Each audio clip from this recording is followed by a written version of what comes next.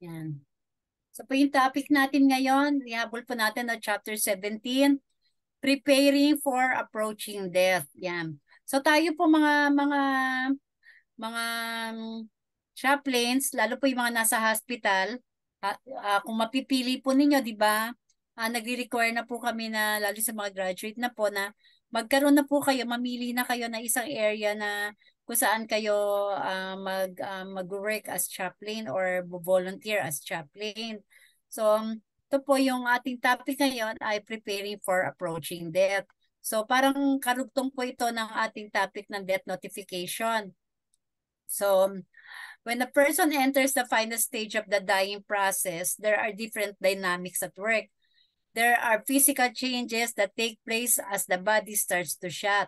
Yan po. So yung mga ano po, yung mga client natin o yung mga mga ating po mga encounter ay sila po yung mga malalapit ng mamatay. And the other dynamics of the death process include emotional, spiritual, and mental aspects of dying. So, sino po ba yung, di ba, alam naman natin talaga na lahat halos ng tao ay natatakot sa kamatayan. Although alam natin na tayo ay, lalo sa ating faith, na tayo ay mabubuhay mag-uli, pero may takot pa rin po talaga. Hindi takot para sa sarili natin, kundi takot para sa mga maiiwan natin. So ito po mga near death na mga tao na to, ito po yung kanilang ito po yung ating ano sa kanila. Ito po yung ating dapat mas magandang approach para sa kanila. Yan. Madalas tinatanong natin if they die today, are they ready to meet Jesus? Di ba po? So may nahahawakan tayo ng mga client natin o mga counselists natin na naiisip natin na pag namatay sila ngayon, mamimit ba nila si Jesus? Ready ba sila para harapin ng Panginoon Diyos? Di ba po? So parang iniisip natin na ano yung purpose natin, ano yung gagawin natin para maging malapit sila sa Panginoon, no? So, sabi dito, therefore, as you seek to prepare yourself as the event approaches, you may want to know what to expect and how to respond in ways that will help your loved one accomplish this transition with support, understanding, and ease. So, ito po, medyo kapamilya natin, yung malapit ng mamatay o may mga karamdaman, at kailangan alam natin paano sila i-approach. Yan. So bedside manners po, ito po madalas nakikita ko po ito sa hospital. Yung mga bedside manners po ng mga dumadalaw o ng mga nag-aalaga sa kanila. So tayo po as chaplain, dapat alam natin yung mga manners pagka andun tayo sa tabi ng pasyente, no? When communicating with family members in the hospital setting, do not talk about the person in their presence. Speak with family and friends privately. Never assume that the person is unable to respond, that the person cannot hear. When speaking to the patient, speak to them directly. Normal as if they are still cognizant of their surroundings. Yan. Minsan po kasi, di ba, pag dumadalo tayo sa hospital, akala natin nakapikit lang yung pasyente, natutulog o walang malay, o hindi nila narinig yung pinag-uusapan natin. Lalo yung iba, pag alam natin na yung pasyente ay comatose, pero hindi po natin alam na minsan po kahit comatose sila, ang huling-huli po nawawala sa isang tao ang kanilang pandinig. So, na may mga instances po na tinuturo sa atin na nakakadinig din sila. Or yung iba naman ay sobrang may sakit. Akala nila na nakaupo lang kayo sa mga parang sofa, nag-uusap kayo, pinag-uusapan ninyo yung tungkol sa pasyente. So once na nandun po kayo sa loob na isang kwarto at andun yung pasyente, wag kayong magkwentuhan tungkol dun sa sakit ng pasyente. Wag kayong magkwentuhan tungkol sa buhay niya. Wag po natin pagkwentuhan yung kung ano yung kanyang mga dinadanas o kung ano pa yung kanyang nangyari sa kanyang buhay. So, hindi po magandang manners yun, no? Kasi naririnig niya yan. And there are many recorded cases where a patient in a coma was able to repeat things that they heard while unconscious. Di ba po? So, habang coma po sila, minsan nababanggit nila yung mga narinig nila sa atin. So, wag po natin yan po yung iingatan nyo sa once na nasa loob kayo ng kwarto ng isang pasyente. Things to know about the dying. Yan. Yung ating po mga mahal sa buhay na may mga sakit na alam nila sila mamamatay na. Ang kanilang mga nasa isip nila ay what are their fears. Yan yung dapat natin malaman ko ano ba yung kinakatakutan nila. What are their hopes and expectations? What are their unfinished business? Yan. So yan yung tatlong bagay na dapat na alamin natin sa ating mga client, sa ating mga counselee o sa ating mga mahal sa buhay. Ano ba yung kinakatakutan mo? Yan. Kung sila po yung nakakapagsalita, no? Kung sila yung nakakapagsalita, ano yung kinakatakutan mo sa mga oras na to na alam mo ngayon na ikaw ay may sakit? Ano yung kinakatakutan mo? Ano yung nagpapabigat ng loob mo? Ano ba yung ine-expect mo na mangyayari? So pag sinabi niyang ine-expect ko na gagaling pa ako at alam kong gagaling ako. So mas maganda po no kung yun yung kanyang hopes and expectations. At alam ko makikita ko yung mga bata, yung mga anak ko, mga mahal ko sa buhay, yung asawa ko o kung ano pa man na hahaba pang buhay ko. And what are their unfinished business? Ano yung mga bagay na gusto mong matapos? Meron ka ba mga unfinished business like mga gusto bang humingi ng tawad o meron ka bang mga nais tapusin o may mga project ka ba na nais mo munang matapos na pwedeng ba ako makatulong sa mga bagay na yan? Yan po, no? So, some of the fears the dying may face. So, ito yung mga kinakatakutan ng mga tao na malapit na mamatay. Let's say po, yung may mga cancer, yung mga terminal cases na binibilang na lang, nagbibilang na lang ng araw, nagbibilang na lang ng buwan, di ba po, weeks na lang. So, ito yung mga kanilang kinakatakutan, yung loss of control. Baka hindi na sila makapag-control kasi nanginginig sila, natatakot sila, hindi nila kaya yung mamamatay na sila. Di ba po? Loss of personal identity. Yan. Parang dati ang yaman-yaman mo, ang ganda-ganda mo, or dati napakatalino mo. Tapos ngayon parang ano ka na lang, guinea pig ka na lang na ini-injection dito, kaliwat kanan, kinukuhaan ng dugo, pinag-aaralan ka, pinag-aaralan yung sakit mo, um, sinusubuan ka na lang ngayon, tinutulak ka, hinihila ka na lang sa wheelchair, di ba po? Ganyan. So nagkaroon na sila ng loss of personal identity. Tapos ceasing to be, yan yung parang feeling nila mawawala na sila, 'di ba? Parang hindi na sila tao o hindi na sila nag-exist. Tapos natatakot sila sa unknown na bagay, lalo kung hindi sila Kristiyano o kahit Kristiyano sila na iniisip nila na sila yung mamamatay na ano na mangyayari, natakot sila sa unknown. And what happens after death? Yan, yung mga hindi naniniwala sa second coming o mabubuhay ulit pagdating ni Jesus, niisip nila what happens, ako ba ay mapupunta sa purgatorio o diretso na ba ako sa impyerno, 'di ba? Kasi yan po yung paniniwala ng mga ating mga kapatid sa ibang pananampalataya, no? What happens after death? O ano mangyayari sa mga anak ko pagka wala na ako? Ano mangyayari sa asawa ko? Mag-aasawa ba siya ng iba ulit? Ano mangyayari sa aking mga magulang? Sila lang ako lang yung nakakatulong sa kanila. So ang dami po nilang mga fears. So bago sila dumating sa huling hantungan nila, masyadong trauma yung kanilang buhay, yung kanilang pag-iisip na ang dami-dami, hindi sila peaceful, di ba po? Yan. So, yan yung iba pang fears nila, yung loss of relationship, hindi na sila dinadalaw ng mahal nila sa buhay kasi pinagpalit na siguro sila dahil nga may cancer o maghihiwalay na. Ito na yung huling hantungan ng relasyon namin ng aking mahal sa buhay. Ganyan. Incompleteness or lack of meaning in their lives. Yan. Being a burden, loneliness. Ito ang pinakamabigat. Yung naiisip nila na burden na sila sa kanilang mahal sa buhay, sa kanilang family, no? Napabigat na sila talaga. Una-una, mamamatay na rin naman sila, tapos mag-iiwan pa sila napakalaking halaga, milyones sa ospital, di ba po? And then, inisip pa nila paano sila ililibing, may panggastos pa ba yung family nila sa kanilang panglibing sa kanya, ano na mangyayari sa mga anak niya, sa trabaho niya, kung ano pa. So, ang daming iniisip. And then yung number 9, loneliness, no?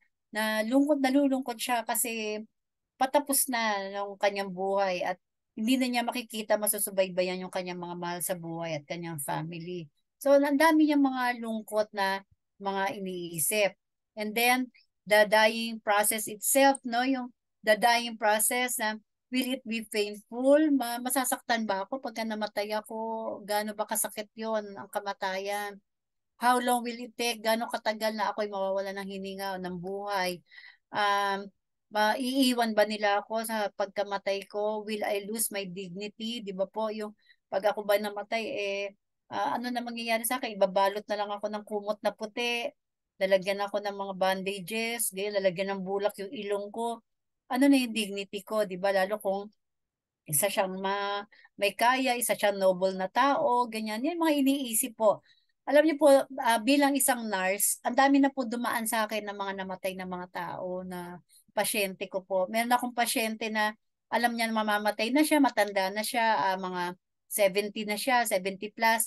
At ano, lagi-lagi niya akong kinukulit na kunin mo nga yung makeup ko doon, nurse.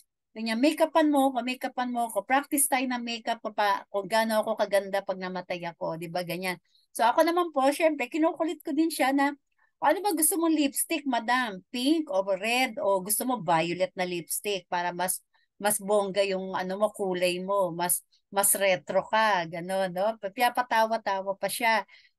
Ano ba gusto mong damit? Pula. Anong tugtog ang gusto mo?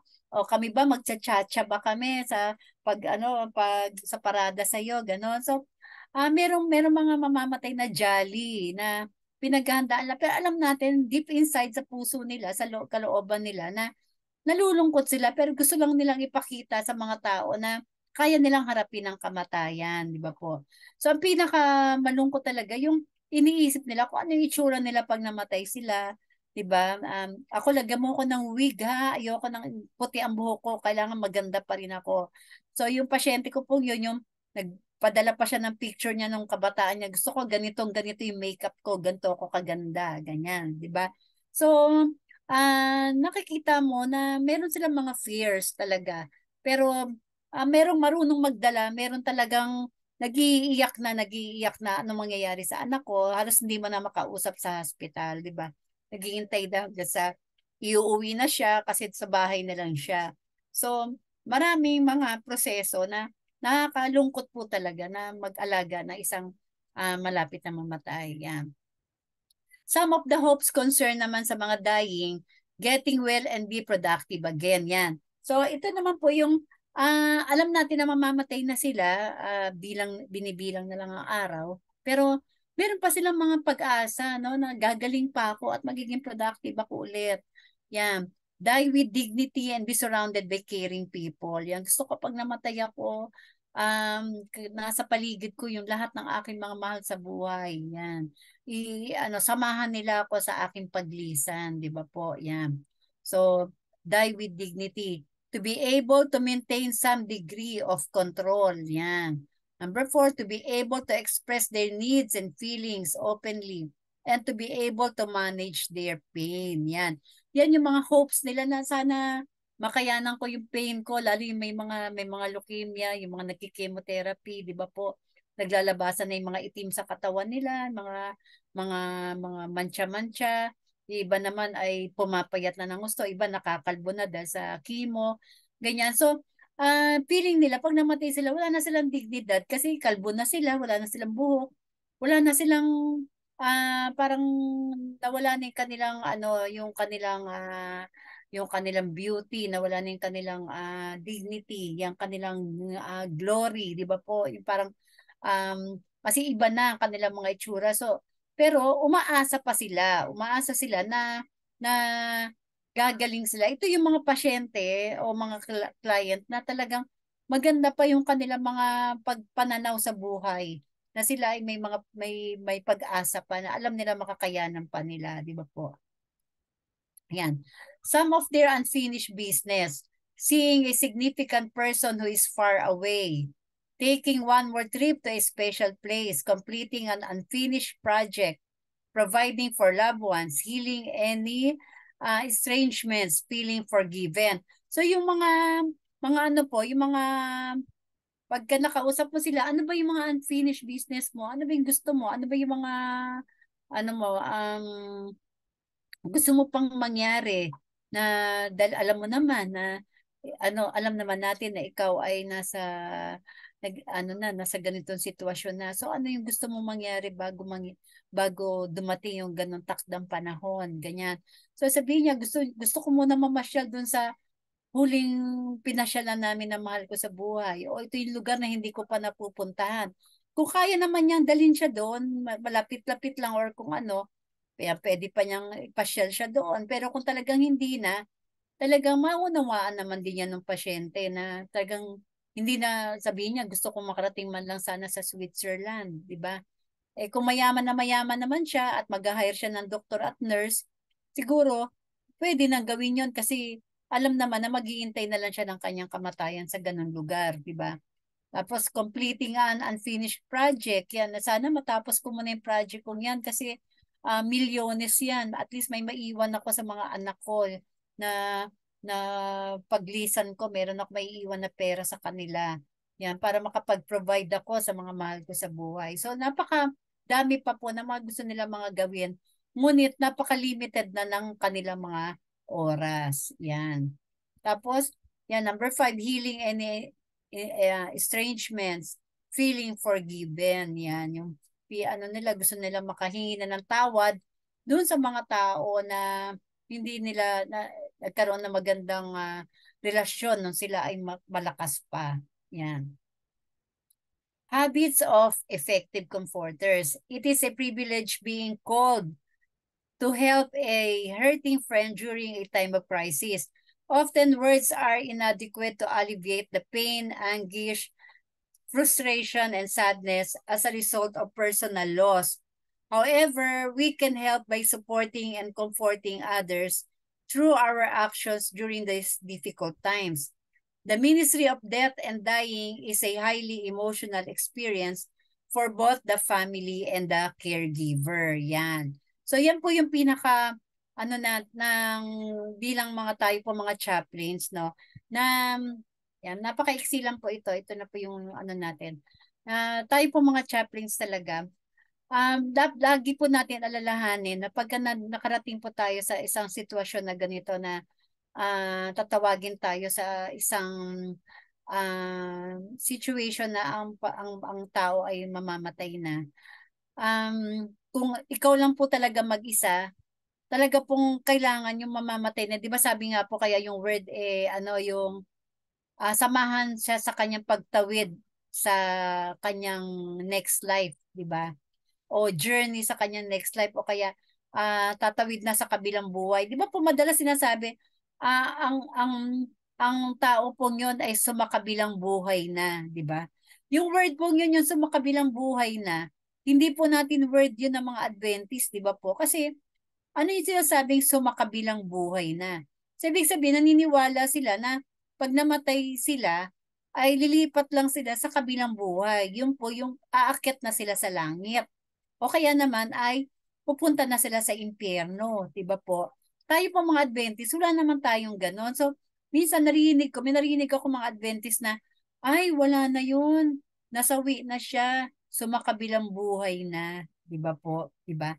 So, yung pag sinabi pong sumakabilang buhay, yung it's either impyerno o langit, aakyat na sila doon sa kabilang buhay na. Tayo naman po ay hindi. Sila ay natutulog na, di ba po? Natutulog na. Nasawi siya at siya ay natutulog na ngayon at naghihintay sa pangalawang pagparitan ng Panginoon. Pero mostly, yun talaga ang sinasabi, sumakabilang buhay. So, kung tayo po mga chaplain, sasamahan natin yung mamamatay na tao, talaga pong hahawakan natin sila sa kamay. Alam niyo po yung mga pasyente ko na mga namatay, minsan kinikilabutan naman po talaga din ako, no? Tao lang talaga tayo na minsan natatakot din po. May time po na hawak-hawak ko yung pasyente kong lalaki na patay na siya, kaya lang Um, actually, may tibok pa yung puso niya, pero pababa na ng pababa. And then, nung binipi ko siya, talagang wala na. 20 na lang po yung kanyang tibok ng puso niya. Yung puso niya, 20 na lang. Hanggang sa bumaba na bumaba. pero nakahawak ako sa kamay niya. Nung pumasok yung doktor, kasi nag-buzzer po ako sa Mamsi, nag-buzzer po ako na para po may pumasok na head nurse o doktor. So pag buzz, alam na nila yun, umiilaw na yung red light doon sa pintuan ng private room. So may pumasok po na doktora, and then sabi po ng doktora sa akin, "Nurse," sabi niya, "sobrang naman lamig ng kwarto ni sir. Pwede mo po ipatay?" Tapos sabi ko, "Ma'am, actually doc, patay na po yung aircon dito kasi ginawin din po ako." So, pinatay ko na po tong aircon kasi ano po eh, sobrang lamig. Tapos sabi niya, "Tsaka buksan mo tong pintuan. Nagpauso ka ba? Nagpaano daw po ako, nagpa-nebulize." Sabi ko, hindi na po tayo nagne-nebulize, doc. Sabi ko kasi ano na po itong ating pasyente, ganyan, sabi ko sa kanya. Sinisenyas ko na lang po. So, dalawa lang po kami ng pasyente doon sa private room. Sabi po ng doktora, "Kinikilabutan naman ako dito, nurse. Pagpasok ko, sobrang lamig. Tapos, puro usok yung kwarto. Puro ulap daw po. Puro ulap." Yung doktora po, hindi po siya Adventist. So, sabi niya, puro ulap. So, sabi ko, "Dok, puro ulap?" Tapos, sabi niya, "Oh, tika mo, ang lamig-lamig. Tapos, puro ulap. Hindi na nga kita halos makita nung pumasok ako dito." Di parang naisip ko po, may nakikitang hindi ko nakikita yung doktora. Tapos sabi niya, nung hinawakan po niya yung pasyente, sabi niya, "Tawag ka na ng chaplain, nurse." Sabi niya, "Ano na po itong ating, expired na po yung ating pasyente." Sabi ko, "Oo nga po ma'am, kaya po tinawag na kita rito." Tapos sabi, "Nakahawa ka sa kamay niya." Sabi ko, "Opo, sinamahan ko na po si sir." Sabi ko, kasi yun naman po talaga ang gusto ng mga pasyente, yung hahawakan sila. Di ba po yung anak po ni Ellen G. White ay nung yung panganay po niya na namatay, bago po namatay yun, hinawakan siya ni Ellen G. White at sinabi niya na, "Pumikit ka na at kasama mo ako dito ngayon sa mga oras na to. Pag dilat na mata mo, ako pa rin yung makikita mo pagdating ng Panginoon," di ba? So, yun sa mga ganyan po, yung mga mamamatay po ng mga pasyente natin o yung mga hinahawakan po talaga natin ang mga kamay niyan, binubulungan sa tenga na, "Farewell po, sir. Magkikita po tayo ulit pagdating ni Jesus," ganyan. Lalo po kung Adventist po siya. Um, "Pumikit ka na po, matulog ka na, at ikaw po ay nasa kamay na kanlungan ng Panginoon." Ganun po. So yan po yung ating mga bedside manners po, no, na bilang chaplain, na ipakikita po natin sila, sasamahan po natin sila. Sabi po dito sa atin dito, "The ministry of death and dying is a highly emotional experience for both the family and the caregiver." Sino po ba yung caregiver? Tayo po itong caregiver nila o responder, no?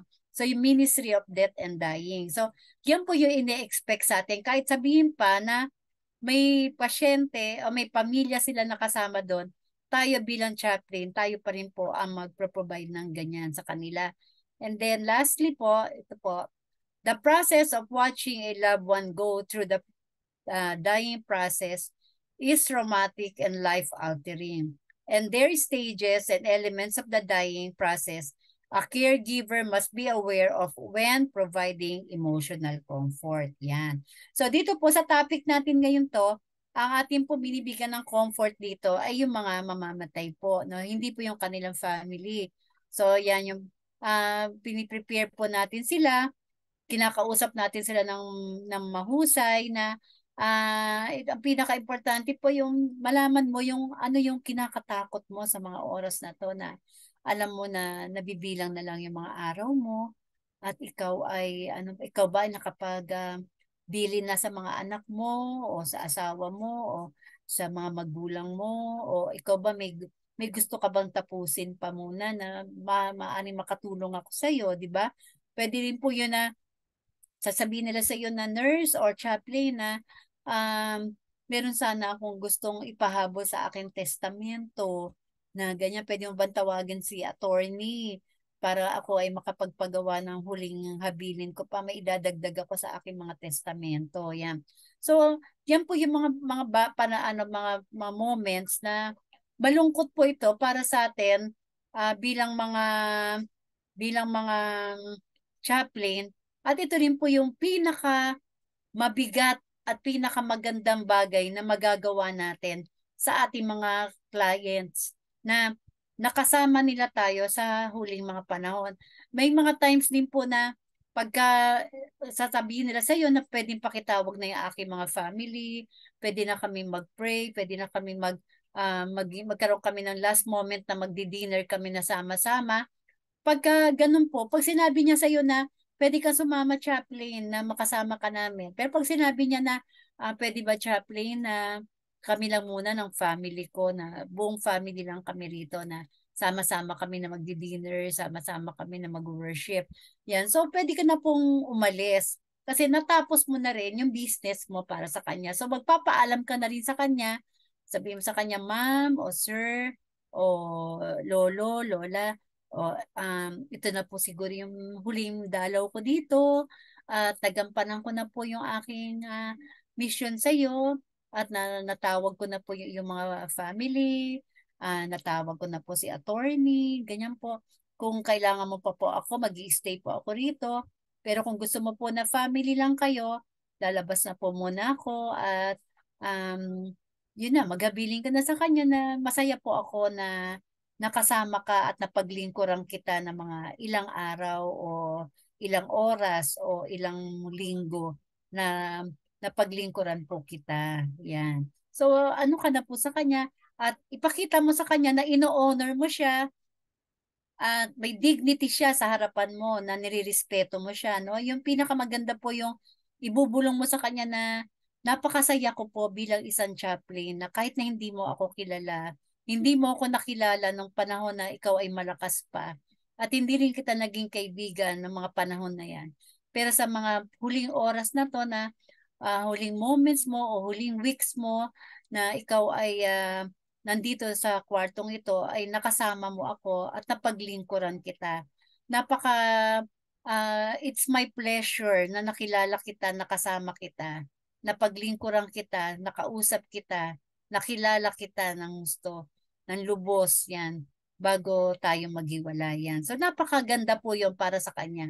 So yan po tayo mga chaplains na may marami po talaga tayong pagpipilian ng mga areas po na pwede natin makapaglingkod tayo na hindi lang po mga sa kapulisan, hindi lang po sa mga law enforcement, kung saan-saan. Ang hospital po, iniintay rin tayo dyan, mag-volunteer. Napakarami po ng mga hospital. So, yan po yung ating lecture ngayon. And sana po marami tayong natutunan ngayon. Nakadalawa po tayong topic ngayon. At prepare din po para sa quiz natin sa next Saturday na dito ko rin po kukunin yan. And also po yung ating pong assignment. Yan. So, thank you po para sa inyong lahat. And may question po si Sir Lou. Mag-stop share po muna ako. Yan. Okay po, Sir Lou. Magandang gabi po, ma'am. Question ko lang po, yung ano po ba, yung specific na order po sa amin, yun lang ba yung pupunta namin? Halimbawa, yung sa hospital, Ay, Sir, naka-specific po ba? kayo po yung ano po yan, kayo po yung, kasi yun nasa order po natin, meron po kayong, ano po yun, kino-commission kayo as chaplains at nakasulat po doon. At nakalagay din po doon na kayo po ay um, may rank equivalent to military order. Yan po ang mga nakasulat po doon na you are, ikaw kakagaya po ikaw, no? As Mr. Chaplain Lou Ignatius Ortega is ranked as a second lieutenant um, as in the military order. Yan po. So, ano po yon? May mga, ganun po yung mga nakasaad doon sa ating letter of authority, yung order letter natin, assignment. And then po, kahit saan po, pwede kayong magpa-assign.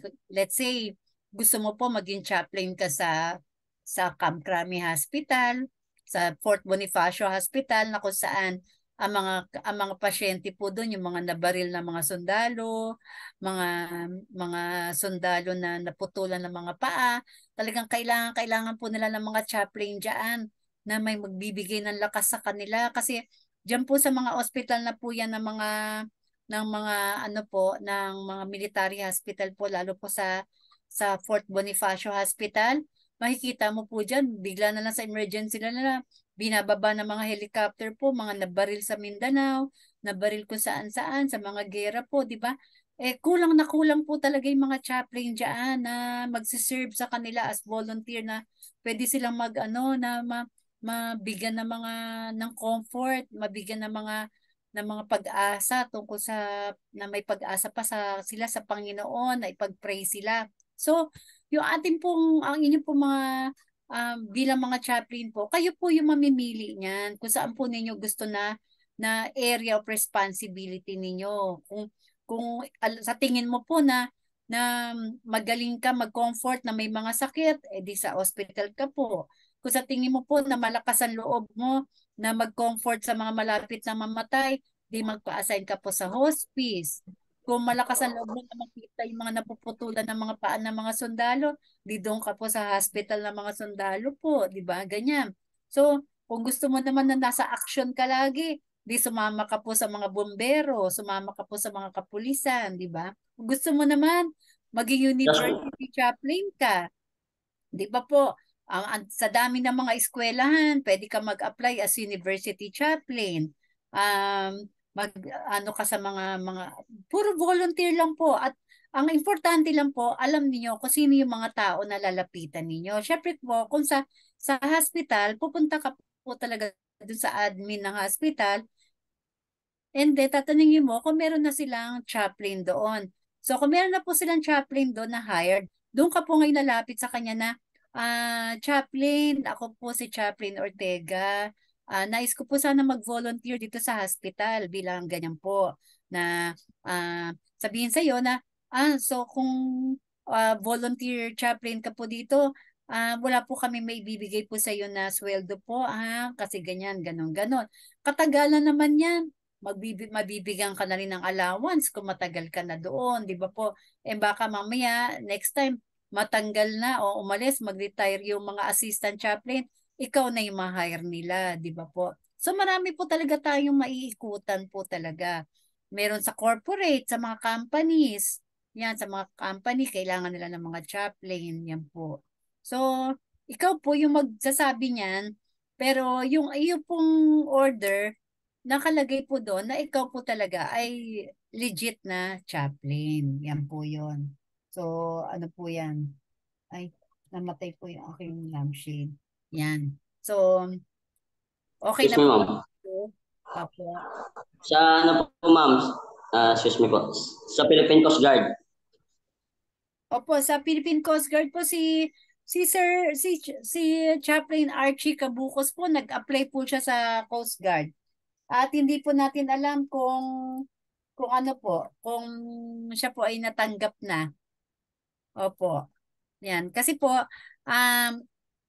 pagka nag-apply ka po sa Coast Guard o sa mga military agency, sa mga PNP, mag-a-apply ka po dyan talaga as regular applicant. Hindi po talaga yan diretso na ikaw po ay magiging chaplain. So, dadaan ka din po sa training, dadaan ka po talaga sa interview, sa test, dadaan ka sa mga dental, sa mga medical, kung kaya ng katawan mo. Kasi po, pag napasok ka naman sa kanila as chaplain nila, ang sweldo mo dun sa kanila, equivalent sa military kung ano po yung rank mo.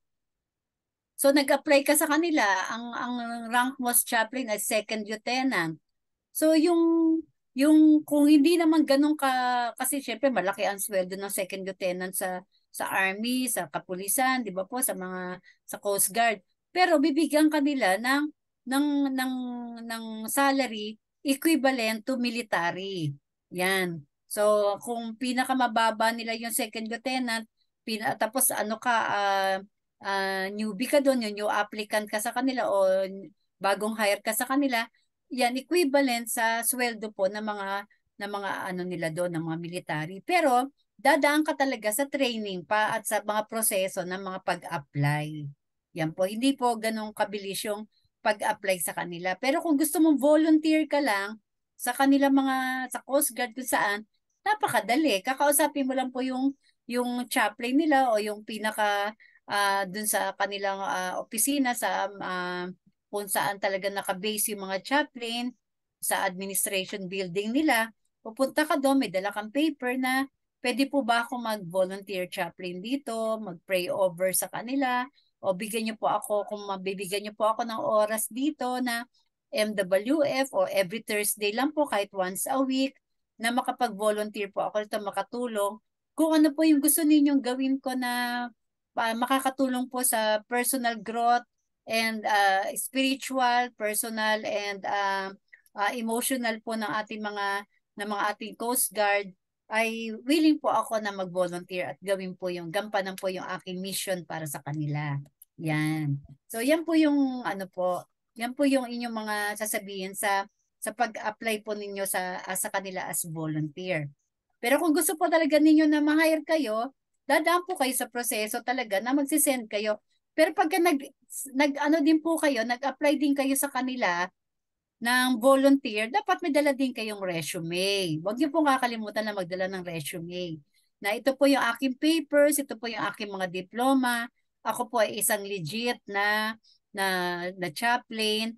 At ito po, may pirma po ako, galing po sa aming sa founder po ng school. Ito po yung mga aking diploma, may mga may TOR pa, kung pwede yung papakita yung TOR mo na mataas ang grades mo sa logos. Yan po.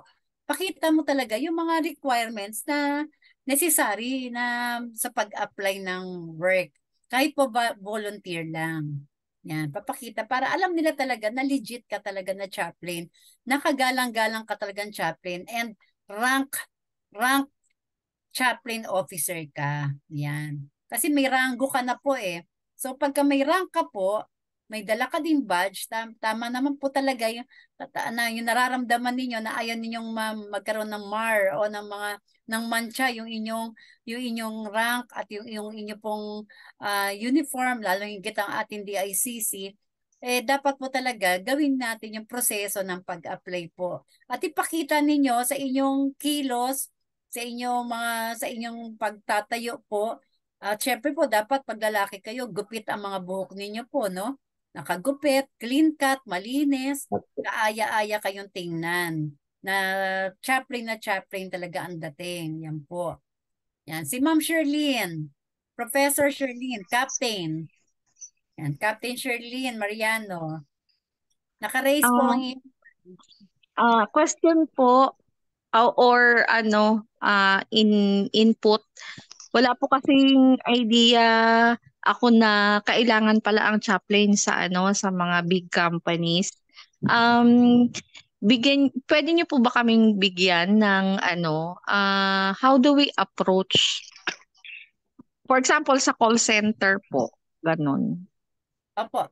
Ma'am, Captain Sherlyn, kung pagka sa mga call center, talagang, di ba, na-lecture natin yan, kahit sa call center, kailangan nila ng mga ganyan ng mga chaplain.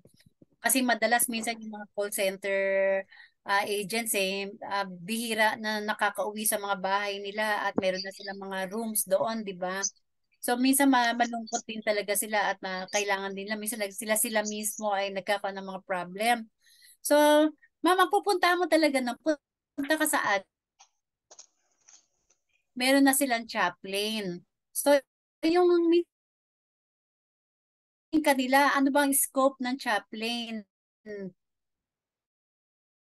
nila sa iyo? Narinig niyo po ba ako? Kasi parang humihina yung signal. Parang nagcha-choppy ka po, Doc. Yan, malinaw po. Yan po, malinaw ngayon. Yan. Opo.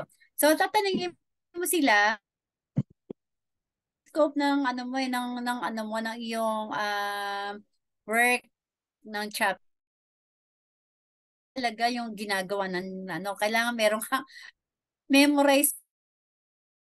Okay. So ikaw ang parang bibigyan mo sila ng information kung i-heads up mo sila kung ano yung kaya mong gawin. Hindi nila masyadong alam ko ano. Okay. Ang iniisip lang nila yan pag mamamatay na. religious person ka. Okay. So, kailangan Opo. mo rin pala silang parang bigyan ng orientation, Oo. ganon. Opo. Hmm. So, Ako ba kasi kapag 'di ba lalaki, usually pastor. hindi po yan sila hindi sila nagpo-post na wanted or hiring ganyan. Kasi Kasi nag-search ako parang sa ibang bansa they are hiring for chaplaincy pero dito sa atin parang wala akong makitang may vacancy ng chaplain. Mayroon ma'am, may na-post po ako. May na-forward po ako sa GC, yung Palawan Okay. Hospital natin. ngayon si Reggie. Naghanap ng chaplain. Kaya tinanong ko Ah, po. very very rare Kasi yan. kung i-hire nila, maganda yung Okay. chaplain. Maganda yung pagka-pay. May doon, may contact number, yung contact lang yung HR. Yun. Hmm. And then, Paano kung iba lahat tayo mag-apply doon? Kakayanin kaya nila tayo? sabay-sabay kayo mag-apply doon, no? Pero Yun lang tinanong ko yung kay Doc, Mm-mm. pero tinanong ko po kay Doc Radja, ma'am. Mm. Po. Sabi Ano niya daw? po, O ah, sa CV, sa CV, di ba yung yung pinaka na-applyan ninyo, ilagay nyo doon talaga na kasi pastor ka o pastora at nurse sa kanila. So ilalagay mo din doon as chaplains, pwede ka mag seminar, lifestyle seminar. Okay. So, bibigyan mo talaga sila ng idea kung ano yung mga pwede mong gawin. Oo. Kasi baka Lagay mo doon kagaya ko rin na ang alam ko lang talaga niyan, naririnig ko lang ang chaplain pag yung sa ospital or usually yung mga ang parang mga famous na chaplain, yung mga pari. Mga reverend chaplain, yan. Oo, Oo, yung mga ganun. Opo. yan. may mga Yan po talaga, ikaw ang magbibigay sa kanila ng scope ng ano mo talaga. Pwede ka mag-lecture, sa lalagay mo doon, lecture, health and lifestyle, ganyan. Um, um, Seminar, religious seminar, spiritual upliftment sa mga employees. Yan mga ganyan po, ilalagay mo yan talaga yung ganyan. Para alam nila na ikaw as chaplain, yan yung mga kaya mong gawin. Pero wag ka Okay. na maglagay ng pwede rin naman kung kaya mo na pwede mo lagay doon na pwede ka um mag CPR pag may nahihilo, Ay, wag na. Baka ako mauna. mga first aider, di ba? Kung ano yung kakayanan mo, kung ano yung meron Mm-mm. ka, ilagay mo na doon lahat na kaya mo gawin as Okay. chaplain. Yan. So, yan Thank pala, you may nakita po. si Follow Lieutenant. up po, ma'am. Opo, Sir Lou. Opo. Paano po pag halimbawa chaplain ka na po ng hospital, hindi ka na ba po pwedeng pumunta sa ibang agency? O, halimbawa nasa hospital ka na, hindi ka na pwedeng pumunta sa corporate chaplain or Kung naka-hire specific ka ka lang po sa, talaga doon? depende po yan, kung naka-hire ka po sa corporate, may oras ka pa po ba para mag-hospital? Pero kung hindi ka naman po naka-hire pareho ka lang volunteer, nasa iyo po lahat ng oras. Ngayon, Okay. nasa hospital ka, mamayang gabi, nasa fire department ka naman. Bukas naman ng umaga, nasa ano ka naman, barangay, di ba po? Nasa iyo po lahat ng oras kasi volunteer ka. Pero kung hired ka ng, kagaya sinabi nila, call center, siguro mawawalan ka na ng oras kasi 12 hours duty yon na andun ka sa call center na nagbabantay sa kanila doon, di ba? Kung hired ka. Pero kung volunteer lang, ikaw naman po yung magbibigay ng oras eh. Ma'am, pwede po ba ako mag-volunteer chaplain dito every day for 2 hours? Yan. Ikaw yung nagbigay ng oras mo. O pwede po ba ako mag-volunteer chaplain dito sa PNP, sa police station ng 3 hours MWF? Yan. O every Friday po. O pwede po ba ako every Friday dito na magkaroon tayo ng prayer room na pray over, ipag-pray over ko po kayo kahit 15 minutes lang every Thursday or every Friday or every Sunday. Ganun po.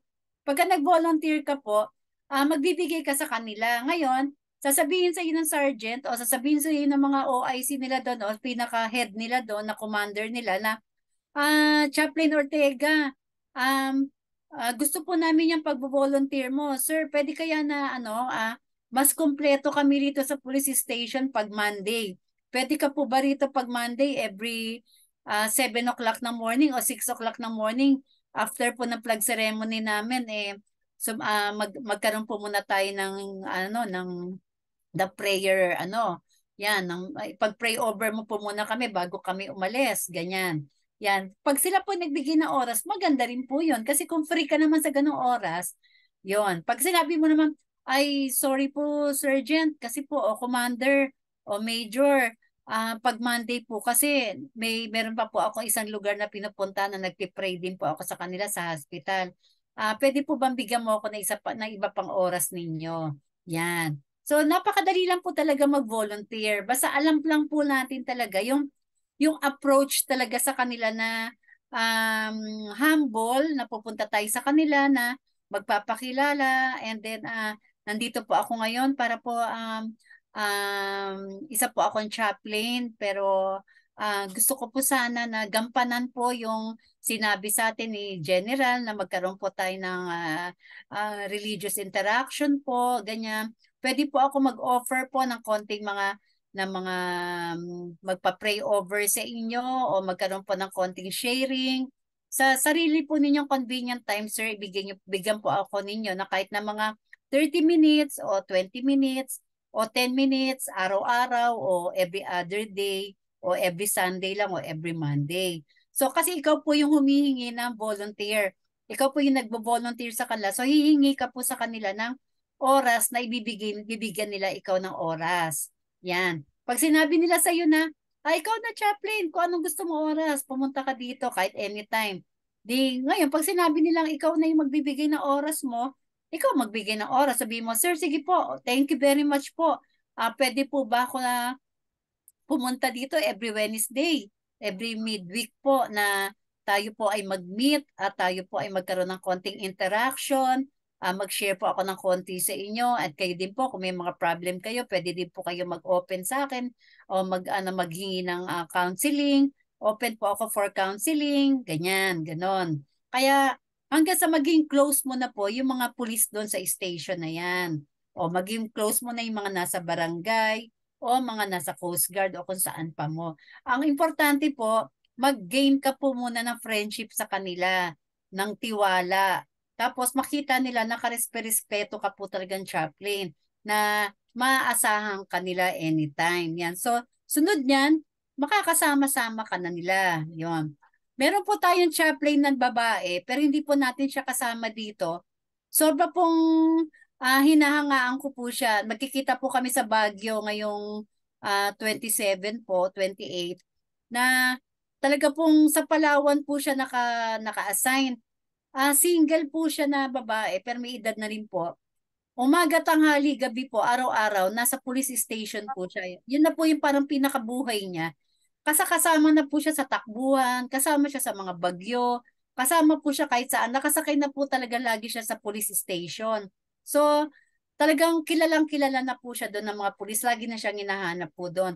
Pagka may kailangan, may mga drugs o kung ano pa, lagi po siyang kasama doon. Kaya, awardee na po siya talaga doon sa police station na doon. Lagi na po siya nabibigyan ng award.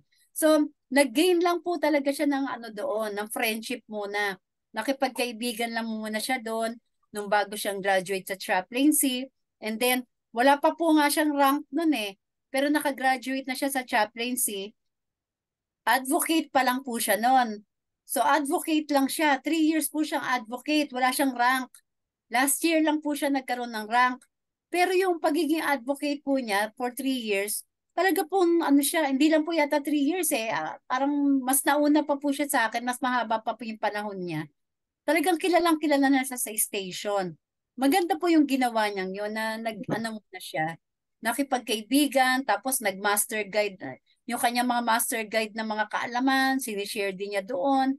Nagtuturo din siya ng mga bandaging doon sa mga pulis na mga babae doon. So talagang nakipagkaibigan po muna siya. Ngayon, kasama na siya lagi sa police car, 'di ba po? And na-awardahan na rin po siya doon bilang ever-present na volunteer chaplain sa kanila doon. Pagka kumakain po yung mga pulis, kasama din siya sa pagkain doon sa loob ng station. Nalilibrihan na rin siya ng pagkain, ng mga kung ano pa. Sabi ko nga, niloloko ko din siya na binibiro ko na, ma'am, baka po meron ka ng 13th month pay dyan na bonus kasama ka na rin nila dyan sa 13th month pay. Sabi niya, ay hindi naman, pero nabibigyan na rin ako ng mga regalo ng mga pulis na ito, di ba po? Kasi kilalang kilala na siya. So alam ko po, naniniwala ako na tayo dito sa ating school, sa Logos and sa DICC PhilSA pa, naniniwala ako na darating ang time, magre-report po kayo sa akin na meron na kayong ganyang klaseng mga achievements, no? At para po, mas makikilala po talaga tayo kung lalabas na po kayo sa inyong mga comfort zone. Hilingin po ninyo sa Panginoon na, Panginoon, wala po talaga akong kaalaman. Although graduate na po ako sa CCC 100, graduate na rin po ako ng Divinity, pero yung lumabas po ako bilang isang chaplain, wala pa po akong kaalaman talaga. Yan din po yung prayer ko, mga kapatid. Nung namatay po si Mami at naiwan na po ako na bilang kapalit niya na chaplain dito sa Bilibid, at si tatay naman po na stroke, naka-wheelchair. So wala nang papalit, ilang libo po yung mga bilanggo dito sa Bureau of Correction sa Bilibid. Pero hanggang ngayon, nahahawakan ko sila, naiikot-ikutan sila, nakakontak sila sa cellphone. At ako na po yung parang kinikilala nila ngayon na kapalit na ng mga magulang ko. Wala naman po talaga akong kaalaman, di ba po? Talagang talagang hingi lang talaga po sa Panginoon, talaga nabigyan ka ng talino, nagbubuhat sa langit. I-equip ka. And very thankful din po talaga ako dito kay Doc Raja na nakapasok po ako dito sa Logos sa college po, na marami pong natutunan talaga, marami pa mga inaaral. Nadagdagan yung kaalaman. Nagkaroon yung mga fears ko po, nawala lahat yung mga fears, 'di ba po? So, ngayon po mas thankful po tayo talaga na mas marami na tayong alam, mas marami na natututunan. Yan. Ma'am Leia, Opo, Doc. ah, kung mayroon mga kolportor dyan sa inyo, no, huwag kayong absent bukas. 9:00, dahil tatalakayin natin ang 12 services that a chaplain can extend to a corporate company. So, huwag po kayong absent kasi there are 12 services that you can render to a company, a corporate company. Baka gusto nyo ang company ay maging suki nyo, hindi suki sa aklat kundi ang corporate company maging suki nyo sa chaplaincy services. So kung interesado kayo dyan, bukas, huwag kayong absent kasi tatalakayin ko yung 12 services ng isang chaplain para sa isang company. Tapos tatalakayin ko rin kung paano mag-submit ng chaplaincy proposal sa isang company. Kasi po ang iniisip ko dyan, kung kayo ay chaplain ng isang, sabihin natin, isang multinational corporation na mayroong 100 workers at nag-establish kayo ng presence sa company na yan for around 6 months. 6 months, naisip ko, kilala na po kayo. Tapos at that point in time, maaaring tinatanong na po kayo kung ano ang pinagkakaabalahan mo bukod sa chaplaincy services na rinirender nyo. At ma-open nyo na kayo pala ay nagpo-provide ng mga magagandang materials na nakakatulong para sa mental health development. Kasi ang mental health development, yun po ang very much related sa work sa chaplaincy. ang mga companies kasi, yung mga employees, ang marami dyan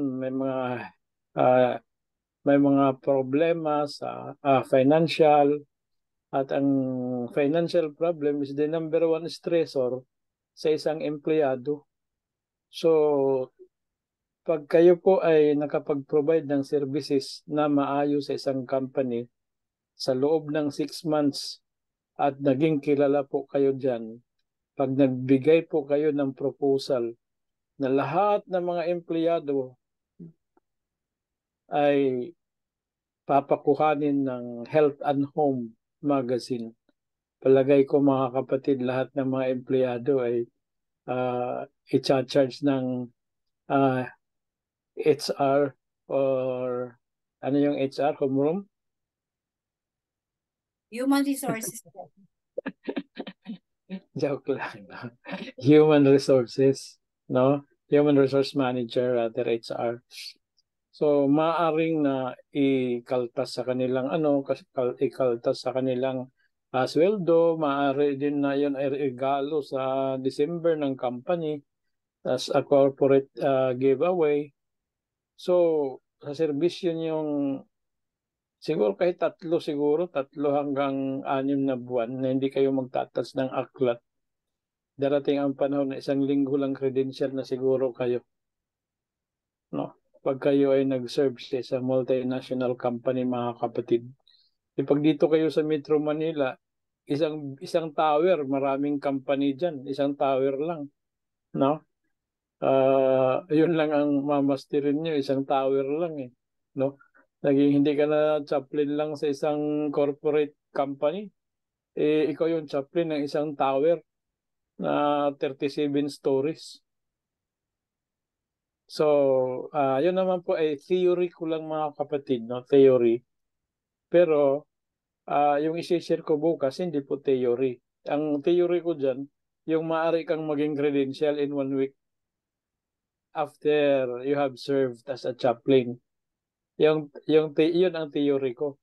Pero, yung chaplaincy services na pwede nyong i-render sa isang company, hindi po yung theory. Yung po ay totoo po talagang chaplaincy services na ginagawa na sa iba't ibang company sa Amerika.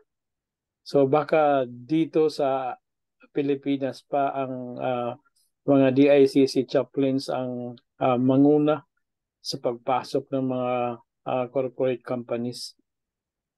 At yun po ay maging trend, mga kapatid. Kasi it has been proven talaga na ang company na mayroong chaplain, tumataas ang productivity.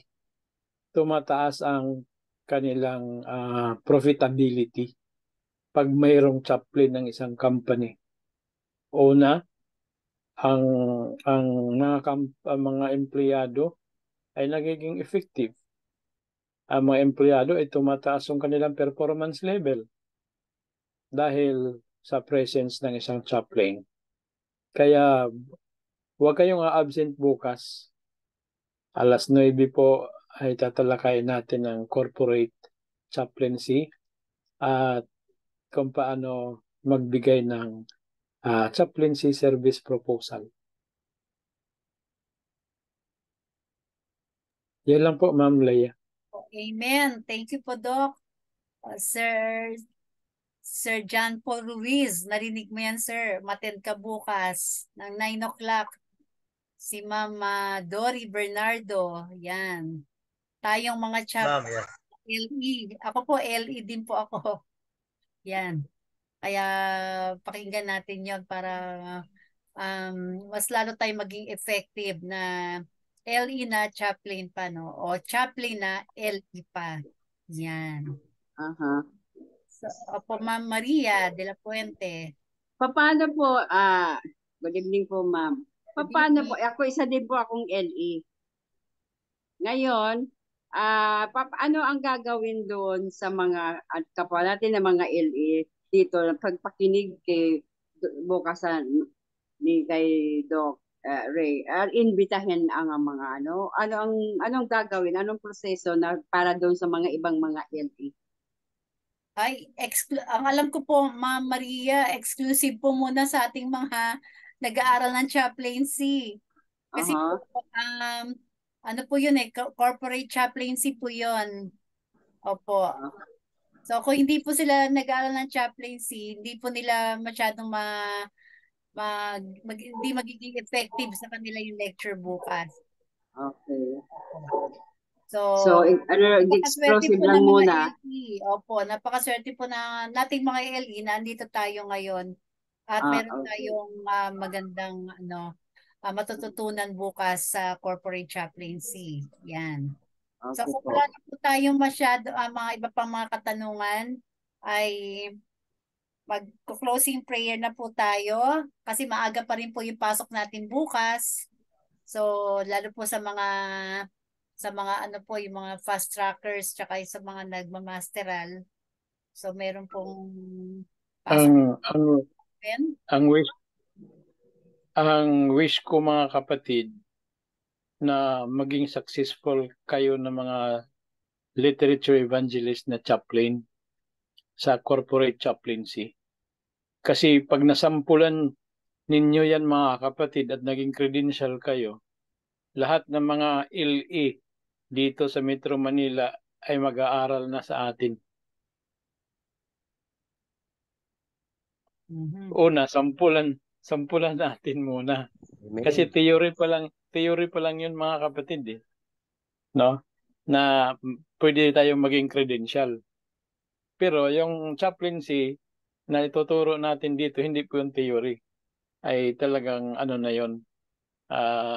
Yun na po talaga ang corporate chaplaincy sa Amerika at saka dito hindi ko alam kung gaano ka ang chaplaincy. Baka tayo ang mag-pioneer ng corporate chaplaincy sa Metro Manila, sa Cebu, Davao, sa mga highly urbanized na mga na mga cities. Amen. Amen. Doc, so yung mga regular po bukas papasok na rin sila ng 9 o'clock. Yung mga andito po ngayon na naka-enroll sa SCM 100. Ano po ito, ma'am eh? Fast track po ito eh. 6 to 9, 6 to 10. Opo. Ay, meron din Parang advance na po ako. yung mga hindi po fast tracker po, sir. meron din, pwede silang pumasok bukas. Oo. Opo. Yung mga regular students po natin dito ngayon, opo.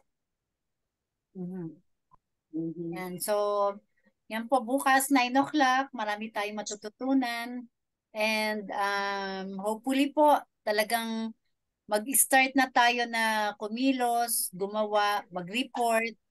And hindi naman po ito parang OJT or whatever. Para na rin po to sa inyo na may exercise po ninyo yung inyong pagiging chaplain. And then po yung tayo po ay sa pamamagitan ng ating mga gawa, although hindi pa tayo nangangaral sa ating mga talagang tunay na pananampalataya bilang Adventista, sa ating po mga gawa, sa ating mga paglapit sa kanila, unti-unti po makikita nila kung sino talaga tayo, kung ano talaga yung tunay natin pananampalataya.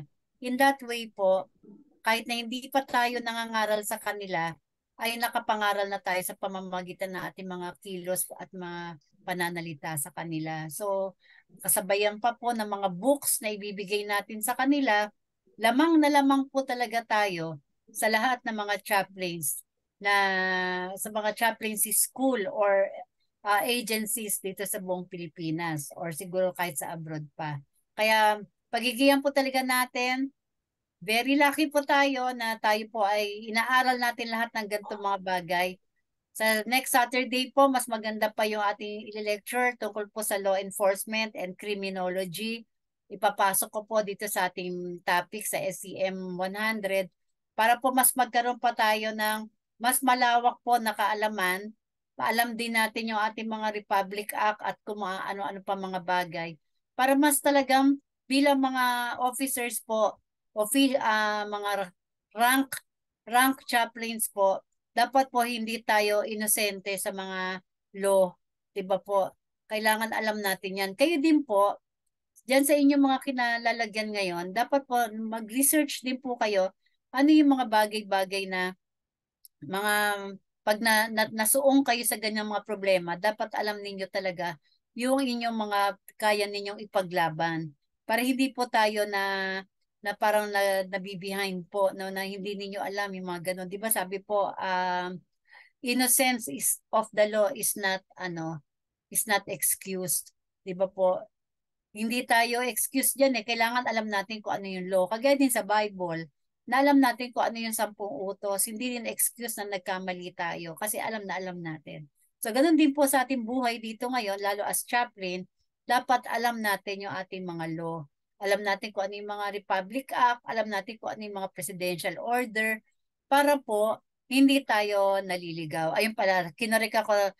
Thank you po, Sir Gaspan. Ignorance of the law excuses no one. Yan, tama. Talagang pang ano po talaga yan, no? Pang lawyer talaga, pang ano talaga, pang chaplain talaga to si Sir Gaspan. Yan. Thank you po. And sa inyo lahat, thank you po at sa pakikinig natin lahat sa pag-aaral dito. Sana po ay magkaroon na ng magandang ma-motivate po tayong lahat na gumawa bilang chaplains. Yan po. And close na po natin to for our closing prayer. Hilingin po natin. Wala na po bang ibang katanungan? Kung wala na po, no? Pwede naman po itanong yan bukas ng 9 o'clock kay Doc Raja. Yan po. So, sa ating pong closing prayer, hilingan po natin ito, na-miss ko tong magdasal si Major Arnel. Yan. Chaplain Major Arnel Marcaida. Andito ka pa po ba, Chaplain? Opo. Yes po. Opo. So, ikaw na po mag-closing prayer, sir, para and then magko-close na tayo. Okay, sige po. Manalangin tayo. Mapagmahal naming Diyos, maraming salamat po sa mga impormasyon na aming natutunan muli sa inyong lingkod na si Doc Lea. Salamat din po sa LIMS na siya nagpo-provide ng training na ito para sa aming mga chaplain upang ihanda kami sa mas malawak na gawain ng paglilingkod at madala po namin ang pag-ibig at pagliligtas ng Panginoon sa iba't ibang sektor ng lipunan, mga taong hinahanap ninyo para sa inyong kaharian. Makapagdala kami ng pag-asa sa mga taong nadidepress at nawawalan ng kanilang mga mahal sa buhay sa tamang pamaraan o approaches na kami po ay maging kanang kamay ng Panginoong Hesus sa paglilingkod sa mga tao sa iba't ibang larangan, sa iba't ibang aspeto ng paglilingkod para magbigay kami ng tanglaw at liwanag sa mundong ito bilang inyong mga lingkod. Pagpalaan niyo po si Chaplain Lieutenant Colonel Lea sa kanya pong ministry, Doc Raja sa kanyang kalusugan at ang buong administrators ng LCMBS, professors at aming mga estudyante. Maraming salamat po at ihanda muli kami sa aming pong classes para sa kinabukasan. Bigyan kami ng magandang internet connection, signal at ng magandang kondisyon ng panahon at kalusugan. Maraming salamat din po sa pagdinig sa iyong mga panalangin, sa paghanda mo sa amin para sa inyong ministry sa pangalan po ng aming Panginoong Hesus. Amen. Amen. Announcement po mga kapatid. Announcement po. Bukas ang libing po ng baby ni Major Alcantara sa sa Cavite. Ay yung baby niya na stillborn at yun po, wala na akong masasabi na iba doon. Ay baka mayroong malapit dyan sa inyo sa Cavite ay saglit doon sa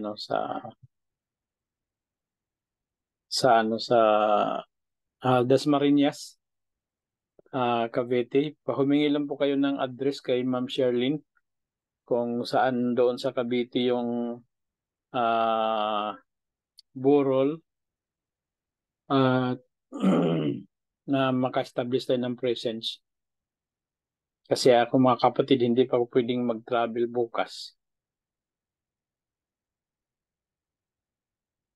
So, Hindi po, Doc. Opo. Saan lugar po yun, Doc? Sa Dasma, no? that's Marinas po, ma'am. Prof. Sherlyn, hingin ko na lang po yung address, no, Captain?